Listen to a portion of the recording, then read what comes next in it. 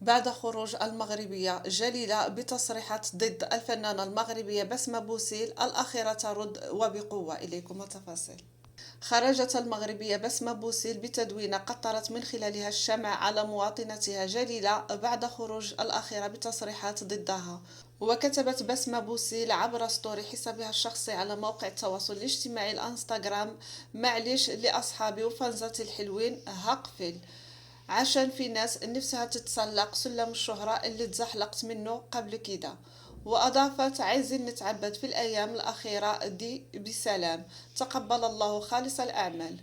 وفي مقطع فيديو نشرته على حسابها في سناب شات، هاجمت جليلة بسمة بوسيل بغضب، وذلك بسبب تصريحاتها التي اعتبرتها إنكارا لعلاقتها السابقة بتامر حسني. وقالت: لقد ظهرت في البرنامج وأشرت بأنني مجرد إشاعة وأنني طلقت لأسباب شخصية. هذا الأمر لا يهمني. لقد تجاوزت هذا الموضوع منذ فترة، حتى على وسائل التواصل الاجتماعي لم أتحدث عن هذا الأمر. وأضافت: لكن بما أنه تم ذكر اسمي في الحديث وأنا على يقين بأنه لم يتم ذكر هذا الموضوع من قبل.